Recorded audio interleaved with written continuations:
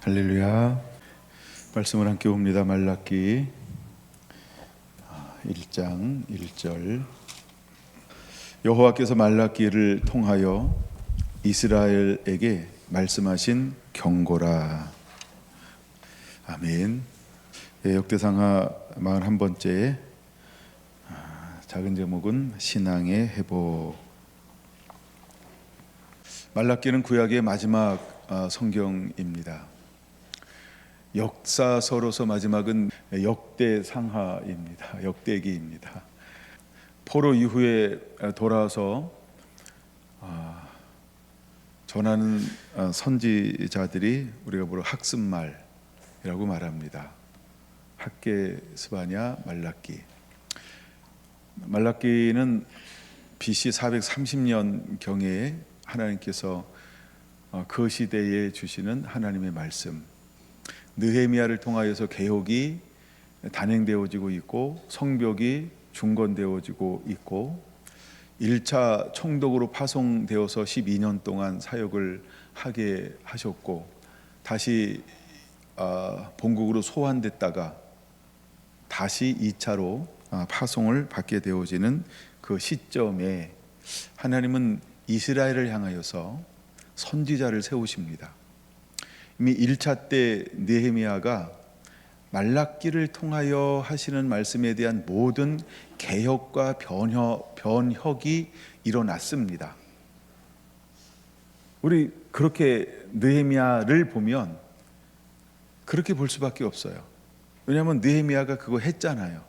느헤미야 13장 안식일 회복했습니다. 제사장들 이방인과 결혼하는 거 회복시킵니다. 그리고 무너졌던 교회 질서들, 레위인들을 제사장들을 레위인들을 정결케 다 합니다. 그런데 그 동시대에 하나님이 파송했던 말라기서를 보면 이건 뭐지? 이렇게 의문이 들 정도로 말라기 선지자를 통해서 어떤 부분들을 다루고 있는가? 그 시대가 철저하게 무너졌다라고 하는 겁니다. 크게 어떤 게 무너졌을까? 제가 자료를 정리한 걸 보면 7가지가 무너졌어요. 첫째, 제사와 예배의 거루성이 무너졌어요. 그래서 흠 있는 예물을 드리고 예배는 형식적이 되어졌어요. 말라기 1장 6절에서 4절. 두 번째는 제사장들의 영적 권위가 무너졌어요. 율법을 다르게 가르치고 백성들 앞에 본회되지 못하는 삶을 삽니다. 말라기 2장 1절에서 9절. 세 번째는 가정이 무너졌어요. 이방인과 여전히 결혼하고 있고 하나님의 언약을 깨트렸어요. 말라기 2장 16절에서 16절, 10절에서 16절. 그 다음에 세 번째, 사회 정의가 무너졌어요. 불의한 재판관이 있고 약자들을 착취하는 것들이 있죠. 3장 5절. 다섯 번째, 11조와 헌신이 무너졌어요. 하나님의 것을 도둑질합니다. 말라기 3장 8절에서 10절. 여섯 번째, 메시아적 소망을 상실했어요. 그래서 냉소적 신앙이 되어버렸어요. 냉소적, 차가워졌다는 거예요. 식었다는 거예요. 그리고 다룰 겁니다만 8가지로 의문문을 제기하죠. 물론 말라기 한국으로 번역한 성경에는 어떻게라는 말은 6번 나옵니다. 근데 전체적으로 질문하는 것은 8번이 나옵니다. 그래서 그 시대가 얼마나 무너졌는지를 보여주고 있죠. 마지막 7번째는 영적 지도자들의 부패입니다. 예를 들어 말라기 2장 8절에서 9절 보면 하나님을 두려워하지 않아요. 이게 부패예요. 오늘날 목사들이 하나님을 경외하지 않고 두려워하지 않는다. 제가 지난번 안타까움으로 표현했잖아요. 9월달 대부분 교단들이 총회를 했다. 근데 총회가 이제 신문에 나오는 거, 또 방송에 나오는 거 이런 걸 보면 목사님들이 모여서 뭐 하더라? 목사니까 장로님들이 주로 모입니다. 싸우고 또 싸우고 더 싸우고 교회 가서 싸우고, 그렇죠? 계속 한국 교회의 특징, 싸우는 교회예요. 전투하는 교회예요. 혈과 육과 싸우지 않고 영적 전쟁을 해야 되는데 그런 싸우는 교회, 즉 영적 지도자들의 부패입니다. 이것을 또다시 하나님은 선지자 말라기를 세워서 이 부분을 느헤미야가 했던 것 똑같은 건데 좀 더 구체적인 거, 그것을 경고하여 선포하게 했다라고 하는 거예요. 물론 느헤미야에 없는 게 나오는 게 있기는 해요. 그게 이제 3장 1절, 2절, 3절, 4절, 아니면 4장과 또 4장 6절 통해서, 그렇죠, 메시아적 소망. 그 다음에 4장 6절 중요한 거죠. 내가 보낼 것이다. 큰 날이 이르기 전에 아버지의 마음을 아들에게로, 아들의 마음을 아버지에게 돌이키게 할 그 이제 3장 1절 보낼 거라는 거야. 그게 이제 느헤미야에 안 나오는 거야. 근데 나머지 말라기를 통하여 그 시대를 경고하는 7가지의 내용은 이미 느헤미야가 하고 있잖아요. 근데 그런 직책이 뭐라고요? 총독, 정치적 인물이라는 거야. 종교적 인물이 아니고. 그러니까 총독으로서 하는 거예요. 총독으로서 이스라엘을 개혁하는 거죠. 신앙을 회복하는 거죠. 하나님이 원하는 나라를 세우는 거죠. 이게 그 당시 총독으로 파송되어서 한 것입니다. 물론 수룹바벨도 이제 총독으로 파송이 되었어요. 그리고 수룹바벨 여호수아가 제사장이 되어서 그 일을 했어요. 그 이후에 에스라는 이제 학자 겸 제사장이었어요. 근데 그도 어떤 그 사회적 지위를 가지고 파송받아서 그 역할을 감당해냈어요. 그리고 또 시대가 지나서 세 번째로 하나님은 느헤미야를 파송했다라는 겁니다. 그래서 우리가 인물됨을 살펴볼 때는 수룹바벨, 그다음에 에스라, 그다음에 느헤미야, 과연 어떤 인물인가라고 했을 때 수룹바벨은 왕족의 왕, 그러니까 시드기야의 손자, 아들인가요? 예, 그러니까 유다 지파 왕족이라는 거예요. 근데 그 이후에 하나님은 유다 지파를 왕위에 세우는 게 아니고, 그래서 느헤미야는 그럼 어느 지파냐 할 때 레위 지파다, 뭐 이렇게 이제 보죠. 예, 그래서 그렇게 이제 하나님이 세우고 있다는 거죠. 근데 이번에는 누굴 세운다고요? 말라기라는 선지자를 하나님이 세우고 있다라고 하는 것입니다. 이제 선지자를 통해서 위치게 하고 있는 것이지요. 이렇게 선지자를 세워서 위치는데, 그를 통하여 그 시대가 어떤 시대인지를 우리는 8가지 질문을 통하여서 좀 더 살펴볼 수 있다라고 하는 것입니다.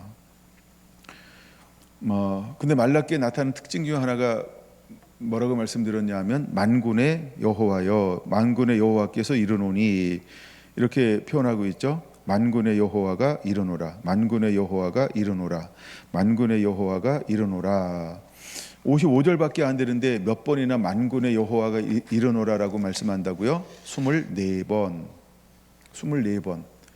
만군의 여호와가. 그래서 이것은 어떤 관점으로 봐야 되냐면, 마지막 때가 얼마나 어떤 한일해가 가까울수록 또 한일해 때에는 어떤 하나님의 모습으로 우리에게 오실 것인가, 말씀하실 것인가, 이걸 우리가 생각해야 한다라고 하는 겁니다. 그럼 우리는 만군의, 즉 체바오트의 하나님으로 오신다라고 하는 것은 그 시대가 어떤 시대가 될 거라는 거예요. 영적 치열한 전투적 시대가 된다. 그러면 우리는 에베소 6장처럼 전신갑주를 입고 있어야 한다라는 것이죠. 로마서 13장처럼 우리는 예수 그리스도 빛의 갑옷을 입고 있어야 한다라는 거죠. 그래서 외요내강, 안에는 하나님을 향한 온갖 겸손과 겸비함, 모든 성품을 다 가지고 있지만 외형적으로는 어떤 거요? 강하고 담대함, 이런 것으로 우리가 무장하고 있어야만 하는 시대. 우린 점점 그런 시대에 살고 있다라고 하는 거예요.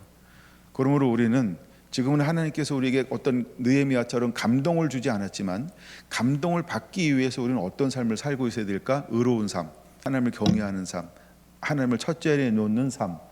그래서 하나님을 말씀 앞에 두려워 떨 줄 알면서 하나님의 성령과 능력으로 옷 입고 있는 그 삶. 그래서 말씀의 좁은 길을 걸어가기를 기뻐하는 그 삶, 기꺼이 그 길을 사랑하는 삶.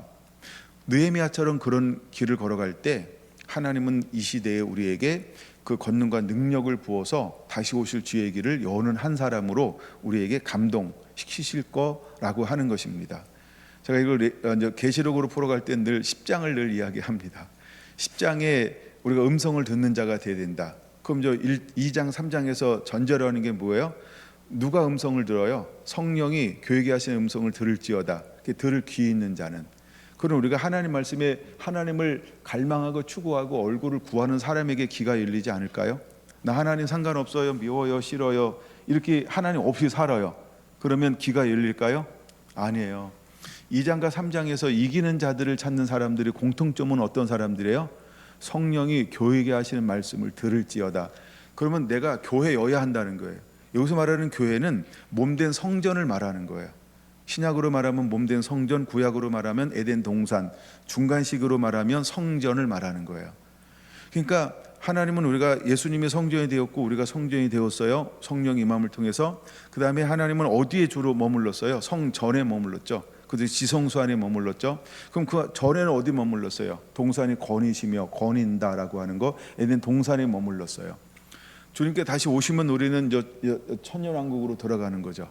그런 것처럼 하나님은 성전이 되길 원하는 거죠. 우리가 이런 삶을 우리가 살고 있어야 그 사람을 통하여 회복할 건데, 그 사람에게 마지막 때 듣는 귀가 열려서 그에게 하나님은 가서 감동을 주는 거예요. 우리가 하나님께서 막 흔들어요. 우리 영으로 막 흔들어요. 그럼 누가 깨어나고 일어날까요? 그렇죠? 준비된 사람만 깨어나고 일어나요. 할렐루야. 열천의 비유 중에서 같은 비유예요. 다 졸며 잘세, 신랑이로다 라는 음성을 들어요. 근데 다 일어나요. 근데 일어나는데 행동이 다르죠. 그렇죠? 그래서 지혜로움과 미련함이 나눠지는 거예요. 그럼 우리가 이 시대에 어떤 삶을 살고 있어야 될까 할 때 조는 건 상관없어요. 근데 음성이 들렸을 때 준비된 사람은 어떻게 하는 거죠?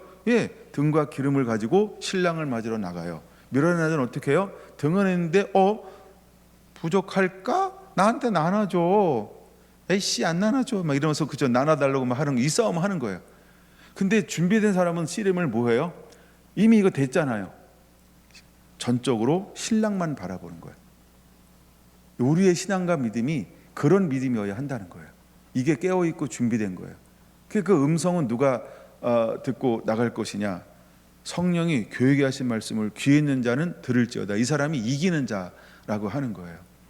물론 이 말씀 준비할 때 지난번 그 감동도 줬는데 시간이 없어서 그 이기는 자를 다 못 다뤘어요.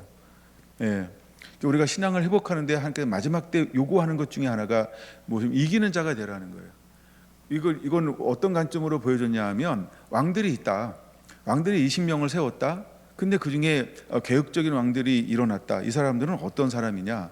그럼 개혁적인 왕들의 배경을 한번 보세요. 개혁할 만한 환경이니까 개혁한 왕이 있었나요? 어떻게 보면 없다가 답이에요. 제가 여러 가지로 분석을 한번 해봤어요. 근데 없어요. 악한, 근데 그 환경 속에서 일어난 거예요. 그럼 이거는 유전도 아니다, 흐름도 아니다. 그다음에 중요한 거, 배워서 하는 거 아니다. 개혁은 배워서 하는 거 아니구나. 그러니까 내가 중요한 거예요. 내가 어떻게 돼야 돼요? 내가 하나님을 사랑할 줄 알아야 돼요. 이 말은 말씀을 사랑할 줄 아는 거예요. 그래서 우리는 쉬지 않는 예배, 쉬지 않는 예배, 쉬지 않는 찬양, 쉬지 않는 기도. 할렐루야. 내가 말씀에 젖어져야 한다는 거예요. 내가 말씀에 젖어져 있어야만 하나님의 그 사람을 통하여서 은혜를 부어서 쓰고 사용해서 하나님이 하시는 거, 하나님의 나라와 의를. 여러분 시간 있으면 매일매일 한번 해볼 것 중에 하나가 뭐냐면 주기도문이라는 거예요. 하늘에 계신 우리 아버지요, 이름이 거룩히 여김을 받으시옵소서. 나라에 임하시옵소서. 뜻이 하늘에서 이루어진 것이 땅에서 이루어지이다. 하나님이 무엇하기를 원할까요? 그거요. 하나님이 그거 하기를 원하는 거예요. 그 사람을 찾는 거예요. 그 사람을 찾아요. 그러니까 이것은 유전이 아니다. 유전이 아니다. 때로는 우리가 신앙의 1대, 2대, 3대, 4대, 물론 그거 굉장히 좋은 거예요. 근데 꼭 그런 건 아니다. 중요한 건 뭐냐면 내가 하나님 앞에 그런 비침을 내가 받고 있냐는 거예요. 그러니까 누가 말씀에 젖어져야 할까요? 내가요. 내가 젖어져야 돼요. 그래서 우리가 하나님을 인격적으로 만날 때 내가 만나는 거예요. 우리 아버지가 만났어요. 우리 할아버지가 만났어요. 그건 할아버지 인생이에요. 아버지 인생이에요. 난 아니잖아요. 그렇죠? 내가 만나야 돼요. 물론 우리가 신앙의 가풍을 갖는 건 굉장히 중요한 겁니다. 그럼에도 불구하고 내가 하나님의 붙들림, 만남의 경험을 반드시, 그럼 어떻게 만날까요? 내가 사모해야 돼요. 그러므로 각자가 뭘 해야 될까요? 말씀에 젖어지시기 바랍니다. 소리내서 읽는 건 굉장히 중요한 거예요. 저는 오늘도 일어나서 말라기를 읽고 하여간 계속 그렇게 했어요. 말라기를 계속해서. 어떤 때 성경 읽으면요 귀에 안 들어와요. 막 새들이 많이 날아다녀요. 그러니까 처음에 한 번 읽는다고 성경에 막 다 깊이 들어오는 게 아니에요. 어떤 거는요, 목사한테 이렇게 표현해 볼게요. 짜증나요. 말씀인데 짜증날 때가 있어요. 참 희한해요. 이게 제 고백이에요. 근데 그걸 다 뛰어넘어요. 그러니까 그걸 이긴다는 거예요. 포기하지 않고, 말씀 읽는 걸 포기하지 않고 그냥 어플도 틀어놓고, 어떤 때 짜증나면 어플 틀어놔야 돼요. 어떤 말 얘 소리가 짜증나. 그리고 말씀 읽는데 안 들려. 진짜 막 공허함이 있고요. 그러니까 머리가 하얘, 생각이 하얘져. 막 어떻게 보면 언제 다 읽었니? 다시 니플 다시 앞으로 막 이렇게 돌아가요. 이렇게 씨름하기를 막 정말 해요. 그 내가 포기하지 않잖아요. 그리고 다시 성경을 하나하나 읽어나가기 시작해요. 어느 순간 나는 뭐 하고 있을까요? 은혜 가운데 머물고 있어요. 여러분, 이제 1년 가까이 성경을 그렇게 읽어나가는데도 불구하고 지금도 여전히 씨름하는 게 이번 주도 똑같이 했어요. 막 왜 안 들어오고요. 새가 날아다고 막 잡생각이 막 난다는 거예요. 그다음에 막 짜증도 나고요. 진짜 이번 주도 말씀 읽는데 그 짜증이 나냐 막 이런 거 있어요. 그런 게 있고, 그런데 포기하지 않고 앉아서 계속해서 읽잖아요. 네가 이기랴 내가 이기랴, 이거 해야 돼요. 근데 놀라운 건요, 이걸 또 넘잖아요. 그러면 새들도 날아가고요, 짜증도 날아가고요, 그 다음에 말씀이 열려요.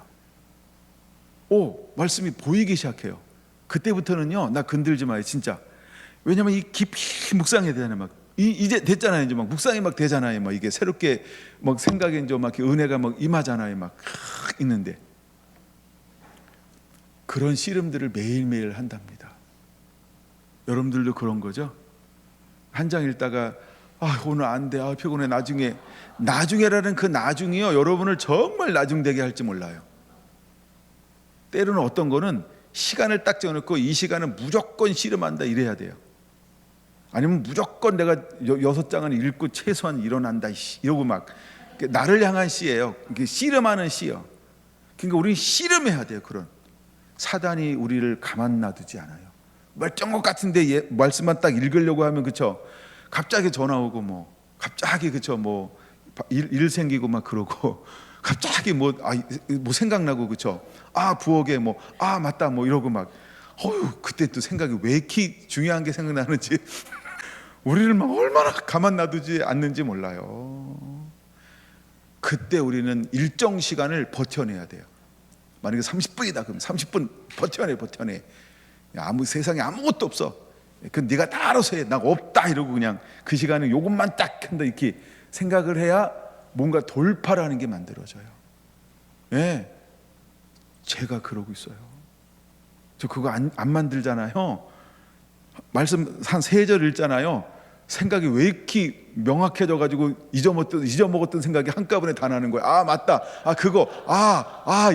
맞다. 이런 거. 이게 막 그럼 이거 읽어야 돼. 그거 해야 돼요. 이렇게 나를 막 분산시키고 분리시키고 일어나게 만들고 말씀 못 읽게 만들고. 이야, 사탄이 얼마나 똑똑한지 몰라요. 예. 여러분 생각 안 나잖아요. 말씀 읽으면 바로 생각납니다. 예, 얼마나 머리가 맑아지는지 몰라요. 예. 맞다, 아내가 이거 시켰지, 이거 해놔야지 막 이러고 이런 것도 생각나고요. 맞다, 그거 해결했는데 내가 또 깜빡했네. 근데 말씀 다 읽고 또 끝났잖아요. 생각이 안 나요. 그렇게 말씀을 읽을 때 이게 씨름이라는 거예요. 씨름. 그럼 생각 맑아질 때 일단 적어놔. 그럼 적어놔. 그리고 말씀 읽고 아까 참 그때 뭐가 생각났지? 그거 보고서 하나 둘 이렇게 하시면 돼요. 제가 생각이 굉장히 맑아질 때가 어디냐면 화장실 있을 때. 어쨌든 생각이 많고 묵상이 깊이 되는 거. 두 번째, 목욕하고 있을 때. 제가 이제 목욕할 때 이렇게 그냥 혼자 멍 때리잖아요, 생각. 야, 그때는 막 계속 말씀이요, 줄줄이 막 계속 떠올라요. 그래서 어떤 기도하냐면, 주여, 1시간 후에 생각나게 하여 주시옵소서. 책상에 앉았을 때 생각나게 하여 주시옵소서. 생각 그만큼 날까요? 그쵸. 근데 이제 줄이 딱 잡히잖아요. 그럼 그게 쫙 생각이 나요. 이건 이제 어떤 목사님에게 들은 건데, 목사님 어떤 분은 생각날 때 그때 녹음을 한대. 어떤 분은 그때 메모를 해놓는데, 그게 지혜로운 거예요. 근데 샤워하다가 녹음할 수도 없고 메모할 수도 없고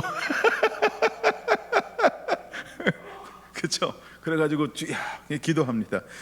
근데 이렇게 아이가 이렇게 이제 혼자만의 어떤 이런 시간들을 깊이, 그 다음에 또 생각을 많이 날 때가 뛸 때입니다. 맨날 제가 조깅하거든요. 5km에서 6km.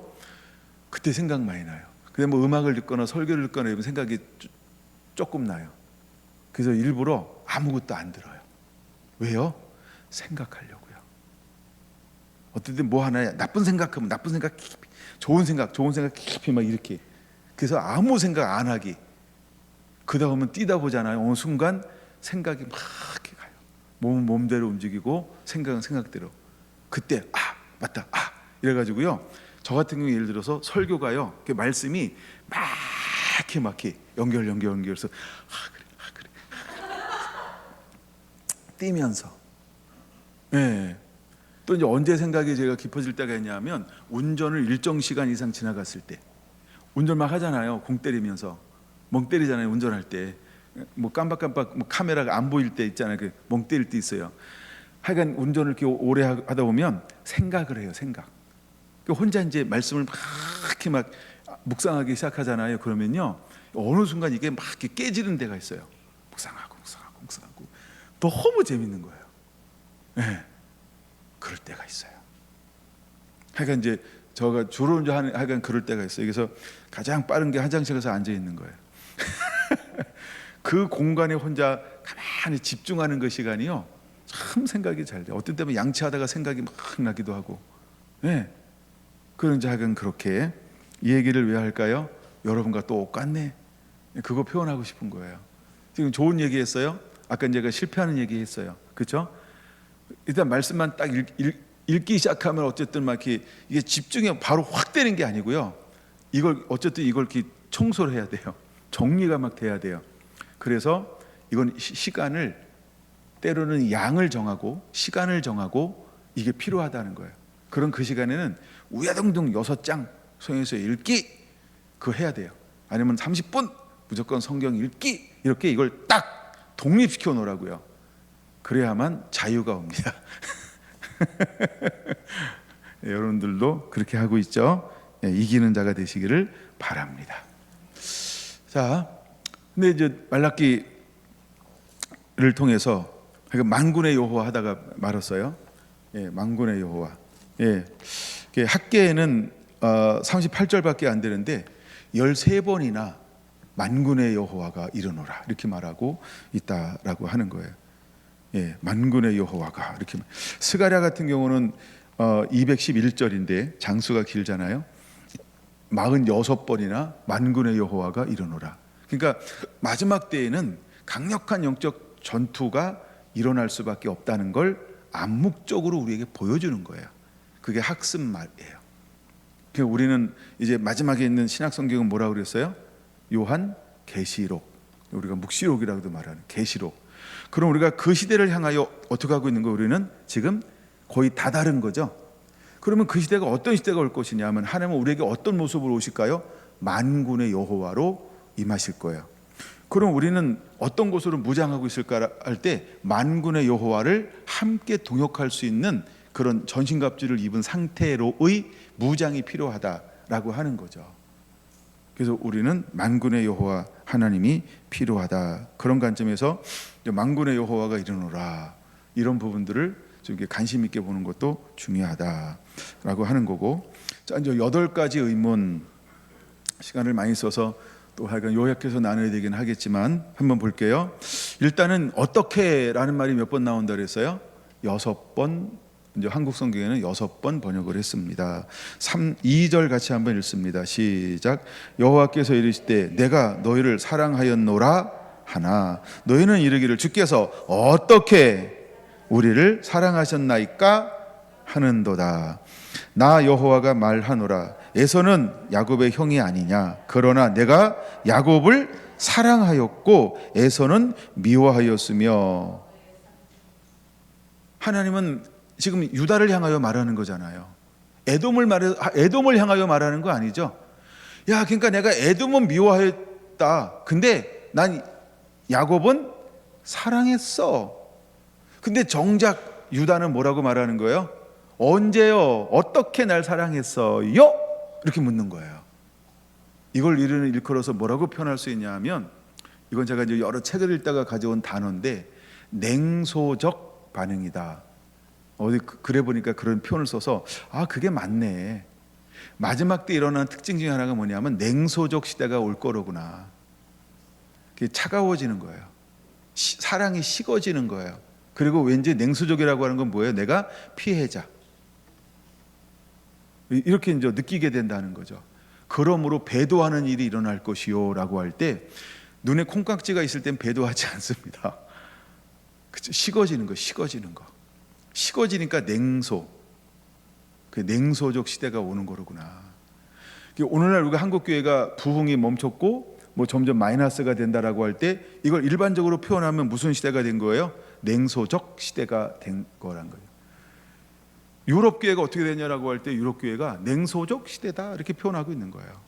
예. 근데 이 당시 이스라엘도 그렇게 이제 1차, 2차, 3차 이제 다시 포로로 끌려갔다가 돌아온 지 100년이 지난 시점인데 이때를 538년에 왔잖아요. 근데 이때가 이제 530년부터 기록됐다, 430년부터 기록했다 그러면 100년이죠. 물론 8년이 더 있지만, 그럼 이때가 이들은 무엇을 잃어버렸을까 할 때 형식적 신앙, 그렇죠? 그러니까 우리가 냉소적이다라고 충분히 표현할 수 있다라고 하는 것입니다. 어떻게 우리를 사랑했냐라고 묻는 거예요. 근데 하나님은 어떻게 사랑했는지를 적극적으로 해명, 변명, 설명, 설득하고 있다라고 하는 거죠. 우리는 말라기를 하여간 여러분 각자 한번 말라기를 통해서 내게 어떤 음성을 주고 싶은가 하여간 그 포인트마다 다 다르기 때문에 그런 시간 한번 가져보시고요. 두 번째 어떻게는 6절입니다. 시작. 내 이름을 멸시하는 제사장들아 나 만군의 여호와가 너희에게 이르기를 아들은 그 아버지를 종은 그 주인을 공경하나니 내가 아버지일진데 나를 공경함이 어디 있느냐? 내가 주인일진데 나를 두려워함이 어디 있느냐? 하나 너희는 이르기를 우리가 어떻게 주의 이름을 멸시하였나이까 하는도다. 누구에게 두 번째 얘기하는 거예요? 제사장들에게요. 첫 번째는 이스라엘 전체 백성들을 향해서 말하는 거고요. 두 번째는 제사장들에게 꼭 집어서 말을 하고 있다라고 하는 거예요. 근데 제사장들이 하나님을 향하여 뭘 하지 않아요? 공경도 하지 아니하고 두려워하지도 않고 주인으로 섬기지도 않고 그러면서 내가 아버지인데 도대체 너희가 날 왜 멸시해? 아버지를 멸시한다는 거예요. 근데 정작 그들은 뭐라고 표현하고 있다고요? 아니, 어떻게 우리가 하나님의 이름을 멸시할 수 있습니까? 그러면 누가 맞고 누가 틀린 걸까요? 하나님이 틀릴 수도 있을까요? 말도 안 되는 얘기죠.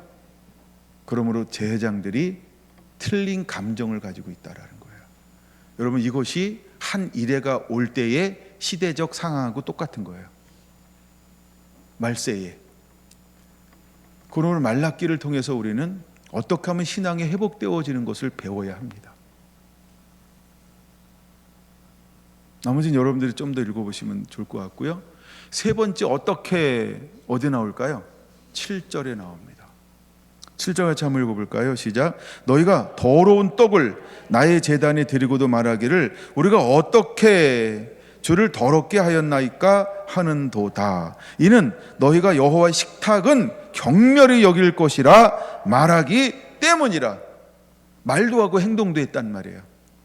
세 번째 어떻게는 뭐냐 하면, 근데 그들은 어떻게 우리가 하나님의 상을, 그러니까 예배죠, 더럽힐 수 있습니까? 라고 이렇게 표현하고 있어요.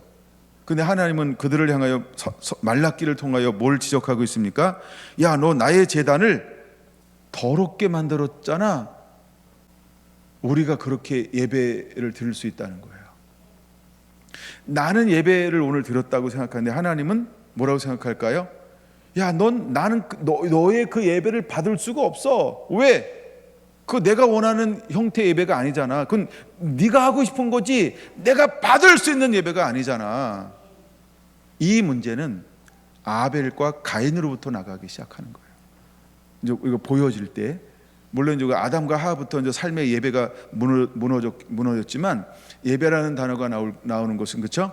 아벨부터 이제 시작을 한다 그러면, 아벨과 가인이 똑같이 둘 다 예배했단 말이에요, 그렇죠? 가인이 예배 안 했나요? 예배했어요. 가인식의 예배. 근데 이건 어떤 예배예요? 하나님이 요구한 예배가 아니고 가인이 하고 싶은, 평상시 자기가 하고 싶은 예배를 멋들어지게 근사하게, 더 많은 걸 투자하고 헌신해서 꾸며서 그렇게 한 거예요. 근데 하나님은 뭐라 했어요? 야, 그거 말고 내가 너한테 원한 그 예배, 그거 예배 드려야지. 야, 아벨은 내가 원한 예배를 드렸잖아. 그래서 난 받을 수밖에 없어. 근데 너는 내가 원한 예배를 아니고 네가 하고 싶은 예배를 드린 거야. 그래서 내가 받을 수가 없어. 근데 왜 예배가 실패한 걸까요? 죄를 너는 다스리는 자가 되라. 안색이 변했어요. 그 얘기 말은 너 다스릴 수 있잖아. 이건 무슨 말이에요? 야, 너 내가 원하는 예배 드릴 수 있었잖아. 근데 왜 굳이 이번엔 네가 하고 싶은 너를 중심으로 하는 것을 드렸어? 야, 물론 사람들은 좋아하겠지. 근데 나는 그것을 받을 수는 없단다. 근데 마지막 시대에 어떤 예배가 드려졌어요? 그렇죠? 예배가 더럽혀질 수 있다는 거예요. 그러면 요한계시록에서는 어떻게 될까요? 마지막 때에도, 그렇죠? 똑같이 예배가 그렇게 무너질 거라는 거예요. 어떤 건 함께 받으시고 어떤 건 받을 수 없고. 우리가 말라기에서 보여지는 것이 요한계시록 마지막 때에 동일하게 나타날 거라는 거죠. 이게 우리가 사는 시대예요. 더더욱 이것이 두드러지게 될 거라는 거예요. 그러므로 우리는 하나님의 기뻐 받으실 만한, 그러면서 이곳에 정말 도전을 받으면요, 매일매일 매순간 기도할 수밖에 없을 거예요. 주여, 영과 진리로 예배한 자가 되기 원합니다. 영과 진리로 예배하겠습니다. 이게 도전이 안 될 수 없어요. 왜? 하나님은 어떤 사람을 찾으신다라고 말씀하고 있어요? 그렇죠? 이게 요한복음 4장이요. 어느 때가 되면 하나님은요, 영과 진리로 예배드리는 그 사람을 찾는 거예요. 돌아다니면서, 온 땅을 돌아다니면서 하나님이 예배를 드릴 때 영과 진리로 예배드리는가. 우리가 나중에 흩어져서 각 골방에서 예배드리잖아요. 가정에서 막 예배드리고 뭐 이러잖아요. 그럼 그때도 하나님 어떤 예배자를 찾을까요? 똑같아요. 영과 진리로. 그렇게 예배한 자를 하나님은 찾으실 거라는 거예요. 여러분, 그렇게 하나님이 원하시는 예배자로 하나님 앞에 서는 은혜가 있게 되기를 예수님의 이름으로 축원을 드립니다. 네 번째 어떻게는 어디 있을까요? 네 번째 어떻게, 2장 17절 갑니다. 2장 17절 다시 읽을까요? 너희가 말로 여호와를 괴롭게 하고도 이르기를 우리가 어떻게 여호와를 괴롭혀 드리었나이까 하는도다. 이는 너희가 말하기를 모든 악을 행하는 자는 여호와의 눈에 좋게 보이며 그에게 기쁨이 된다 하며 또 말하기를 정의의 하나님이 어디 계시냐 함이니이다. 그들은요, 하나님을 자꾸 괴롭게 해요. 괴롭게 하는 게 뭐냐 하면 말씀을 불순종하고 있다라고 하는 거예요. 그들은 공의롭게 정의롭게 이렇게 행동하지 않아요. 우리가 말씀대로 살지 않는 것이 하나님 앞에는 어떤 거라고요? 괴롭혀 드리는 거예요. 자녀들이 부모를 힘들게 하는 게 뭘까요? 엄마 말 아빠 말 안 듣고 지가 하고 싶은 대로 하는 게 엄마 아빠를 괴롭히는 거예요. 그럼 우리가 부모를 공경한다, 순종한다라고 할 때 어떤 사람이 부모를 공경하는 걸까요? 공격이 아니고, 그쵸? 순종하는 거예요. 부모가 얘기하면 네. 근데 말라기 시대가 어떤 시대였다고요? 그쵸? 하나님을 공격하는 시대가 되었다는 거예요. 공의롭지 않아요. 근데 그들은 스스로 뭐라고 말을 해요? 어떻게 우리가 하나님을 괴롭힐 수 있습니까? 우린 그런 재주가 없나이다. 그 말이 나를 괴롭히는 거다. 이러면서 괴롭히고 있다라고 하는 거예요. 나머지 앞뒤는 여러분 좀 더 읽어보시면 좋을 것 같고요. 몇 번째죠?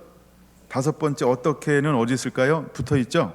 어떻게 3장 7절입니다. 3장 7절 같이 읽습니다. 시작. 만군의 여호와가 이르노라 너희 조상들의 날로부터 너희가 나의 규례를 떠나 지키지 아니하였도다. 그런즉 내게로 돌아오라. 그리하면 나도 너희에게로 돌아가리라 하였더니 너희가 이르기를 우리가 어떻게 하여야 돌아가리까 하는도다. 자, 이제 돌아오라라고 말했다 이 말인데요. 아니, 우리가 어떻게 해야 돌아가요? 이 말은 무슨 말인지 아세요? 아니, 난 떠난 적이 없는데 이 말이에요. 아니, 뭐 떠난 적이 있어야 돌아가지. 갑갑해. 어떻게 돌아가는 거야? 그러면서 이제 이스라엘 백성들은 이렇게 주장하는 거예요.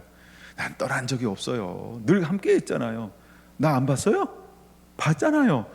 보기는 봤지. 네 마음대로 해서 그렇지. 이런 거. 그러니까 규례를 지키지 않는 것을 하나님은 일컬어 뭐라고 표현하는 거예요? 너는 나랑 함께 있는 것이 아니라 나와, 그쵸? 나를 떠난 것이다. 몸은 함께 있을지 모르지만 마음은 뭐예요? 나를 떠난 것이다. 여러분, 우리는 마지막 요한계시록 한일 속으로 들어갈 주 오심을 기다릴 거예요. 그럼 우리가 어떻게라는 이 표현한 6가지를요 깊이 묵상해 보세요. 제가 하는 설교는 너무 부족해요. 짧아요. 여러분이 깊이 묵상해 볼 이유가 있어요. 그 내가 깨달아야 돼요. 6개 어떻게라고 하는 이 물음의 답을. 그래서 저는 핵심만 한 번씩 찝어주는 거예요. 핵심만 한 번 찝어주는 거예요. 그다음에 6번째 어떻게는 어디 나올까요? 그 다음 절에 나오죠. 3장 8절에 나와요. 같이 읽을까요? 시작. 사람이 어찌 하나님의 것을 도둑질하겠느냐? 그러나 너희는 나의 것을 도둑질하고도 말하기를 우리가 어떻게 주의 것을 도둑질하였나이까 하는도다. 이는 곧 11조와 봉헌물이라. 아멘. 여러분, 그들 가운데 무엇이 있냐 하면은 수컷이 있어요. 그게 몇 절에 나오죠? 1장 14절 보세요. 짐승 떼 가운데 수컷이 있거늘 그 서원하는 일에 그들은 그 수컷을 드리는 게 아니라 어떤 걸 드려요? 흠 있는 것으로 속여서 내게 드려요. 온전한 수컷이 있잖아요. 하나님께 예배 드릴 때 어떤 거는 뭘 드려야 돼요? 일련된 흠 없는 수컷을 드려야 된단 말이에요. 근데 수컷이 멀쩡하게 있는데 뭘 드려요? 그거는 내가 쓰고 내가 먹어야 되니까, 그쵸? 암컷, 그것도 흠 있는 것, 이런 거 드린다라고 하는 거예요. 그리고 이걸 하나님은 뭐라고 표현하는 거예요? 도둑질했다라고 표현하는 거예요. 왜 도둑질할까요? 하나님 말씀에 불순종하니까 이 땅에 뭐가 오지 않아요? 우로, 비가 오지 않아요.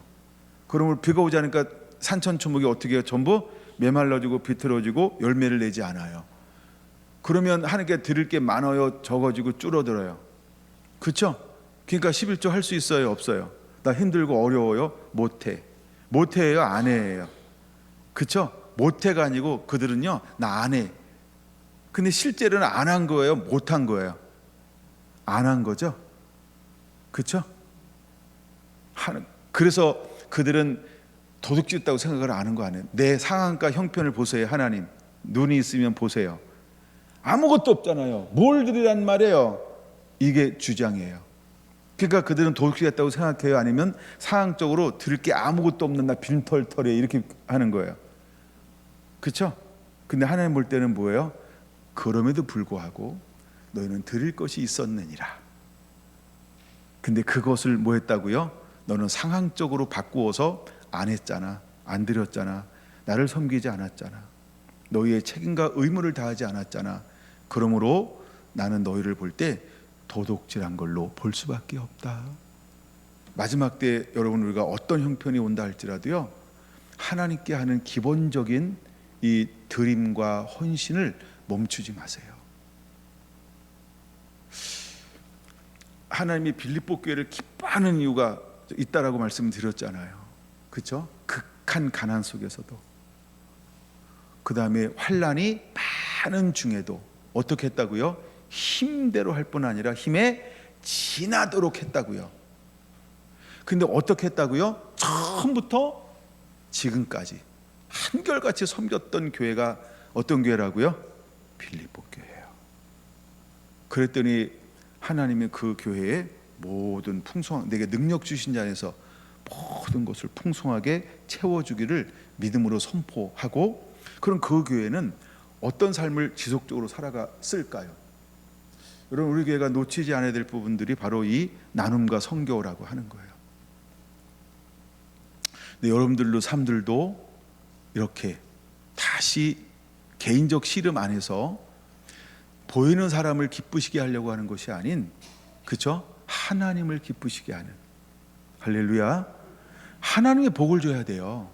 하나님의 복을 줘야 11절이 일어나는 거 아닌가요? 10절이 일어나는 거 아닌가요?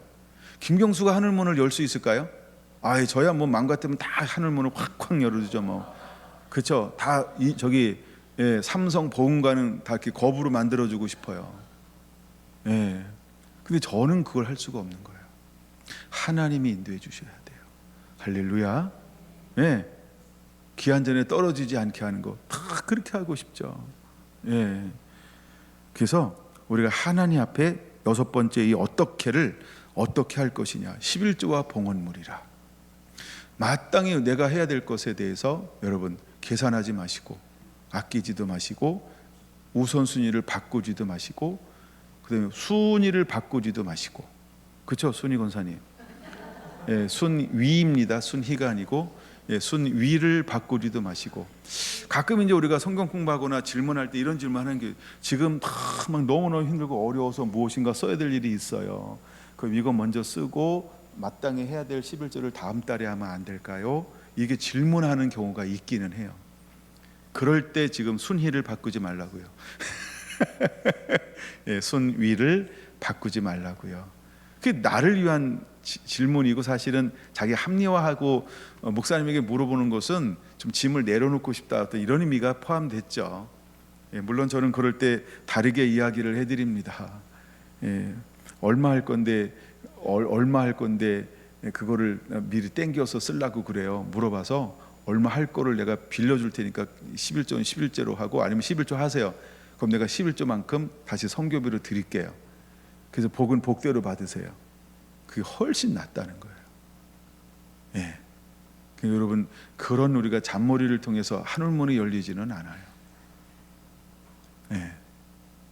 근데 우리가 정말 어렵고 힘들 때는요, 자꾸 뭐 하고 싶어요? 잔머리 쓰고 싶은 거예요. 우리가 일반적으로 경제가 딱 어려워지면 제일 먼저 멈추는 게 뭐라고들 얘기하죠? 학원비. 애들 장내고 미래고 뭐 없어. 야, 일단 끊어. 이런 거지. 그 다음에 막 적금 든 거 막, 그쵸? 보험 든 거 막 다 깨잖아요. 막 이렇게. 예. 하여간 뭐 우선순위가 다 다를 거예요. 근데 어쨌든지 막 이걸 다 어떤 데 다 목적이, 소비할 때 다 목적이 있었어. 그쵸? 근데 어렵고 힘듦이 올수록 무엇인가 이렇게 이제 멈추는 것들이 여러분들 나름대로 우선순위가 있을 거예요. 근데 우리가 하나님 앞에 하는 것을, 그쵸? 멈추지 말라는 거예요. 사단은 그럼 일단 그 6개만 가지고 먼저 다뤄볼게요. 이 6개를 내 삶에 해당되는 게 없는 분 있나요? 6개 중에 나는 7개다. 물론 질문은 8개 질문하는데 2개는 아직 안 다뤘어요. 그건 우리는 어떻게라고 번역을 안 해서 그런 거지만, 근데 하여간 이렇게 이 6개 질문이 우리에게 다 해당될 수 있다는 거예요. 반드시 6개가 나에게 도전으로 다가올 거예요. 예. 이 6개가 내 삶에 다 다가올 겁니다. 저도 그래요. 제가 말씀 읽을 때만 그럴까요? 아닙니다. 저도 어떤 때는요, 냉소적인 게 확 와요. 냉소적인 게 올 때가 언제냐 하면, 저는 이 숫자를 헤아릴 때예요. 뭘 하고 싶은데 숫자가 백수가 없어. 백수가 뭘 이렇게 주중에 뭘 하고 싶다는데 없어. 예. 이럴 때 막 가끔 냉소적인 게 저한테 다녀가고 막 이래요. 예. 여러 하여간 군데에서 냉소적인 게 저도 있습니다. 예. 하여간 뭐 그런 게 막 일어납니다. 막 일어나요. 그럼 저는 뭐 하나님을 뭐 더럽게, 그 다음에 멸시 이런 거 안 할까요? 저 식으로 하는 거죠. 제 식으로요. 제 식으로 막 씨름하면서 하는 거죠. 그럼 저는 6번째 11조와 봉헌물, 여기 뭐 완벽하고 깨끗할까요? 그렇죠. 어떤 때는 막 잊어버리고 나중에 해야지, 또 나중으로 미루고, 그거 모아서 해야지, 뭐 이런 거, 막 이런 것도 있고 막 그래요. 어제 뭐 우리 사모님이 챙겨요. 혹시 그거 했는데 11조 하셔야죠. 맞다 이러고 이제 뭐 11조 하고 뭐 이럴 때가 있고, 그리고도 이제 건너뛰고 막 이렇게 한 거 막 이렇게 있으면 이제 연말쯤 가가지고요, 머리를 다 돌려요. 제가 뭐 저는 뭐 뻔하잖아요. 뭐 이렇게 들어온 거 있고, 이제 통장으로 들어온 거 있고, 다 계산해가지고 혹시 조금 할까봐 더 합니다. 막 이렇게. 예, 뭐 몇십만 원 더 하는 건 그 나의 안전을 위한 핀 같은 거예요. 예, 뭐 1, 2만 원이 아니고 그냥 때로는 이렇게 몇십만 원 내가 더 할 때가 있어요. 그거는 나를 향한 안전 핀이에요. 안전 핀. 갑자기 누가 10만 원 줬는데 10,000원 해야지. 근데 그거를 나중에 해야지. 이럴 때가 있어요. 예. 그러면 그런 것들이 막 모이다 보면, 그쵸? 요게 아주 또, 요게 아주 죽여주는 거거든요.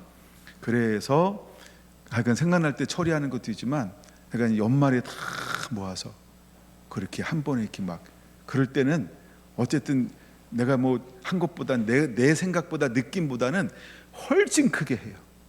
왜 그렇게 훨씬 크게 하는지 아세요? 도둑놈아 이럴까봐. 나름대로 이게 안전장, 그래도 잊어버릴 수 있는 게 혹 있을지 몰라요. 그래도. 그리고 아예 큰 거 올 때는요, 빨리 뛰어. 그게 훨씬 편해. 좀 더 큰 거 올 때는 빨리 뛰는 게 훨씬 편해요, 진짜. 이것도 해야 되나? 그거 해야 돼요. 그거 해야 돼요. 하여간 모든 수입은 다 하세요. 모든 수입은 다 하세요. 그러니까 수입이야.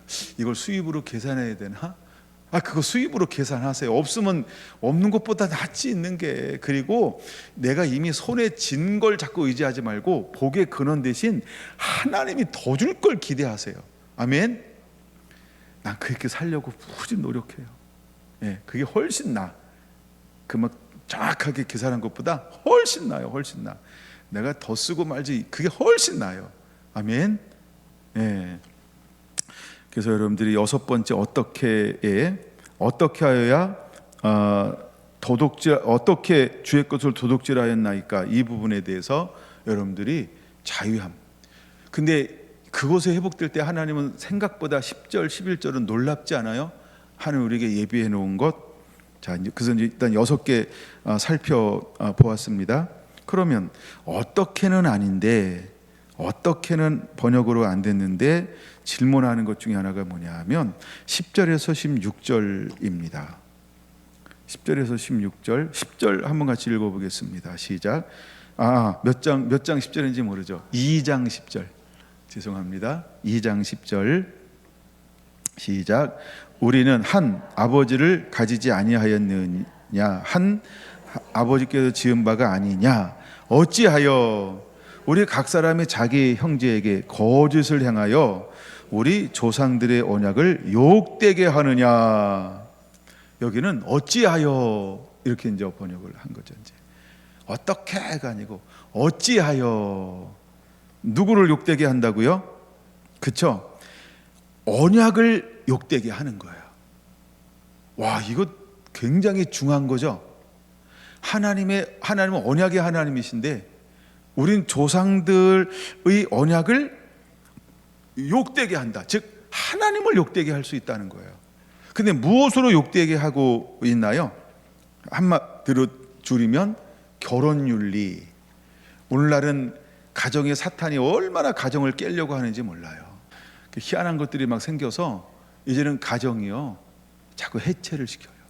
아예 결혼을 하지 않는 걸 원하잖아요. 그냥 살잖아, 결혼 안 하고. 예, 이미 우리는 이런 문화에 이제 익숙해졌고 이상하지 않잖아요, 우리나라. 그렇죠? 이제 뭐 한 번 이혼하고 두 번 이혼하고 세 번 이혼하는 거 이상해요? 안 이상하잖아요, 우리. 그렇죠? 이미 그 정도로 우리는 뭐예요? 익숙해졌다는 거예요. 그 얼마나 이 어둠의 세력들이 사탄의 사고와 생각을 가지고 추종하는 사람들에 의해서 이것이 우리들의 문화로 자리 잡고 있는지 몰라요. 근데 그것이 이제 우리가 어떻게를 여섯 번째로 잡았다면 이거는 어찌하여는 그 일곱 번째로 잡아볼까요? 가정 해체를 하려고 하는 것이 일어나고 있다라고 하는 거예요. 근데 그 11절 이렇게 11절 한번 읽어볼게요. 유다는 거짓을 행하였고 이스라엘과 예루살렘 중에서는 가증한 일을 행하였으며, 자 다시 그냥 잠깐 멈추고요. 거짓과 가증한 것, 이건 뭐예요? 우상 숭배라는 거예요. 그러니까 하나님께로부터 온 문화가 아닌 세상 문화로 이스라엘이 그쵸? 이미 점식 당하고 있다라고 하는 걸 보여주는 거예요. 야, 너희가 어찌하여 규례를 벗어버리고 나의 말을 잊어버리고 세상 문화에 젖어서 그들의 삶을 자꾸 추구하고 쫓으려고 하느냐, 이렇게 표현하고 있는 거예요. 이어서 읽을게요. 유다는 여호와께서 사랑하시는 그 성결을 욕되게 하여 이방 신의 딸과 결혼하였으니. 보세요, 그냥 딸이에요, 이방 신의 딸이에요. 그러니까 결혼이라고 하는 건 무엇이 내 집안으로 들어오는 것이다? 그 집안에 문화가 들어오는 것이다. 사람이 들어오는 거는 괜찮은데 문화가 들어오는 거예요. 근데 가끔 우리는 뭐라고 얘기하는지 알죠? 아이고, 사람은, 죄는 미워해도 사람은 뭐라 그래요? 미워하면 안 돼. 그런 식으로 우리 용납을 해버릴 수 있어요. 그러므로 여러분들은요, 이미 여러분 어떻게 할 수 없잖아요. 그렇죠? 지키세요. 만나는 거, 깊이 사귀는 거, 교제하는 거, 관계 맺는 거, 친밀한 거, 그 조정할 줄 알아야 돼요. 혼자 있어도 되잖아. 혼자 있기 힘들면 저랑 안 될까? 교제할 수 있잖아요, 그렇죠? 자꾸 많은 친구들하고 문화를 섞으려고 하지 말고요. 저는 사실은 점점 줄여가고 있어요. 만남이나 모임이나 가는 장소를요. 저 굉장히 줄였어요. 그냥 안 가도 돼, 안 만나도 돼. 그렇죠? 예, 그러니까 왜 그러냐 하면 저는 그거예요. 이방 신의 딸과 결혼하는 거. 그러니까 그 문화를 줄이라는 거예요. 영향력을 줄이라는 거예요. 영향력을 줄이라는 거예요. 그리고 오직 그냥 하나님 앞에 씨름하고 책 읽고 성경, 그렇죠? 아니면 저기 집에서 저기 누구죠? 남편들하고 놀아요. 왼손가? 안 놀아주나? 아이고, 혼자 놀아. 그럼 이제 혼자 잘 놀잖아. 사실 아무도 필요 없지 않나요? 혼자도 잘 맞아요. 혼자도 잘 놀잖아요. 그러니까 이런 문화 이야기를 제가 하는 겁니다. 문화 이야기를. 그다음에 이제 하나만 더 해야 되는데, 그 중에 하나가 뭘까요? 13장 13절로 보겠습니다. 3장 13절. 네, 어이구, 제가 막 10장을 더 했어요. 죄송합니다. 3장 13절 시작. 여호와가 이르노라, 너희가 완악한 말로 나를 대적하고도 이르기를 우리가 무슨 말로 주를 대적하였나이까 하는도다. 그러니까 맨 뒤에 다 까가 있어요. 의문문입니다. 그러니까 반문한다 이거예요. 하나님께 반문하는 거예요. 하나님께 대꾸하는 거예요. 하나님께 대드는 거예요. 그럼 하나님께 제일 먼저 대든 사람이 누굴까요? 하와요. 하와. 예, 하와요. 사실 저 아담이 먼저 대들긴 합니다.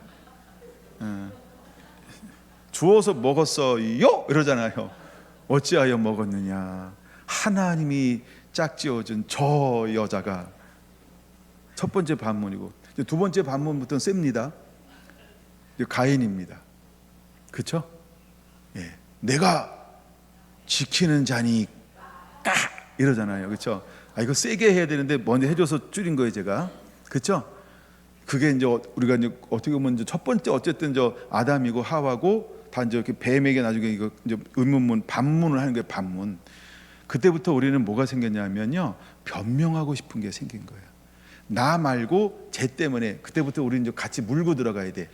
거머리 작전 그때부터 나오는 거예요. 근데 약간 그거 빼고는 가인이 하기 시작하는 거예요. 그러니까 잘 보세요. 모든 죄가 있는 곳에 무엇이 있을까요? 다 이유가 있고 핑계가 있다는 거예요. 그렇죠? 근데 지금 마지막 이제 질문할 때 무엇을 들이대든가요? 나 이유 있어요. 이러잖아요. 내가 뭐 까닭 없이 그렇게 했겠어요. 이러잖아요. 그렇죠? 그게 이거예요. 무슨 말로 주를 대적하였나이까? 근데 그는 이미 완악함이 보편화되어져 있었기 때문에 누구만 모르는 거예요? 우리끼리만 모르는 거야. 이거 우리 문화예요. 이게 정상 아니? 다 그렇게 하던데? 그쵸? 완악한 말로. 그 완악함을 성경은 뭐라고 표현할까요? 그 다음 절에 나오는데 보세요. 다음 절에 나오는데 우리는 교만한 자가 복되다 하며, 근데 그들은 이게 상식 아니에요? 다 그렇게 하는데 난 이게 맞는 줄로 알았는데 이렇게 얘기하는 거예요. 두 번째, 악을 행하는 자가 번성하다 말하며, 세 번째, 하나님을 시험하는 자가 화를 면한다. 이게 뭐예요? 세 마디 단어가 완악한 말이라는 거예요. 그러면서 이렇게 이게 이제 질서를 바꿔버렸잖아요. 근데 성경에는 이제 세 가지를 명확하게 말씀하고 있어요. 그게 15절이에요. 첫째 뭐라고요? 교만한 자가 복되다. 이게 상식이에요, 비상식이에요? 그 다음에 세 번째, 악을 행하는 자가 번성하는 게 맞아. 야, 모든 겉모술수, 거짓, 야, 뺏어와. 힘 있는 게 장땡. 아니다. 야, 이게 그게 번성하는, 악한 자가 번성하는 게 옳은 거야. 도덕과 윤리가, 그쵸? 해체되는 시대에 살고 있잖아요. 그 다음에 하나님을 시험하는 자가 화를 뭐 한다고요? 이게 맞는 말이에요, 틀린 말이에요? 상식적으로 이거 배역한 거죠. 근데 이게 맞다라고 주장하는 시대가 말라기 시대예요. 근데 말라기 시대가 느헤미야 시대예요. 그렇죠? 이미 포로로 들어와서 100년이 지난 시대인데 이렇게 냉소적이 됐고 교회가 형식적인 것이 됐고 그 다음에 부패하게 되었다는 거예요. 그리고 그 다음에 하나님은 뭘 하시는 거예요? 하나님이 400년 동안 침묵해요. 왜 하나님이 400년 동안 침묵할까요? 안 먹히잖아요. 안 듣잖아요. 안 고치잖아요. 그럼 400년 동안 그들은 어떤 길을 그냥 그저 브레이크 없이 달려갔다는 거예요. 8가지의 길을 탁탁탁탁 아니면 휙 8가지의 그 폐역한 길을 어마어마하게 달려간 시대가, 그래서 우리는 영적 암흑이라고 말하는 거예요. 근데 과연 영적만 암흑일까요? 그렇죠? 육적 암흑이라고 하는 거예요. 근데 놀라운 것은 말라기는 그걸로 끝나지 않아요. 이제 크고 두려운 날이 이르기 전에 4장 5절 여호와의 크고 두려운 날이 이르기 전에 이제 오시기 전에 반드시 엘리야의 심령을 가진 한 사람이 일어날 것이다. 마찬가지로 마지막 때에도 주님이 재림하시기 전에 누군가 일어나서 아버지의 마음을 아들에게로, 아들의 마음을 아버지에게로 돌이키게 될 것이다. 할렐루야. 우리 성결한 교회 성도들이 그 사명 짊어지고 일어나야 할 줄로 믿습니다. 그러니까 여러분, 우리는요 사실은 8가지는 알고 있고 여기에 초점 맞추지 마. 우리의 초점은 8가지에 있는 게 아니에요. 우리의 초점은요 말씀에 젖어져 사는 거예요. 느헤미야처럼 그 소식을 들으면 함께 울 줄 아는 사람, 이름도 없이 4개월 동안 울고, 그럼 4개월 동안은 수심을 안 가지고 나간 거라니까. 그 4개월이 지나서 하나님의 감동이 올 때 일부러 수심을 얼굴에 보인 거예요. 그건 뭐예요? 감동이 왔잖아. 이제 때가 되었다. 감동 받았잖아. 그리고 죽으면 죽으리라 전부를 걸고 감동에 순종하는 거예요. 그랬더니 하나님이, 왕이 묻는 거예요. 너 어찌하여 병도 있는 것도 아닌데. 첫 문장이 그거예요. 2장도 보려고 하다가 시간 없어서 그냥 넘어가는 거예요. 느헤미야 2장이요. 병도 있는 것도 아닌데 이렇게 묻잖아요. 내가 어찌하여 얼굴에 수심이 가득하냐. 그때요 느헤미야는요 강하고 담대하게 이 사식을 요약해서 한 문장으로 왕에게 직언을 올려요.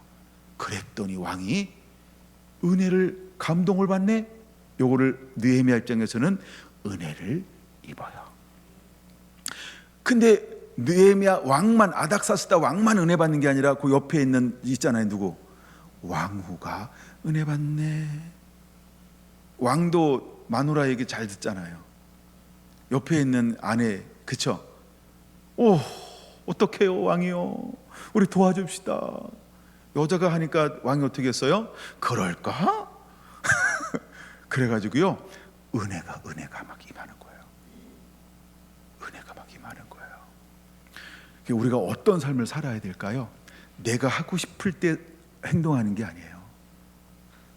우리가 충분히 젖어져서 말씀대로 삶을 살고 있다가 하나님의 때가 되어 감동을 줄 그때 일어날 줄 아는, 할렐루야, 이런 은혜가 우리한테 임해야 할 줄로 믿습니다. 기도합니다.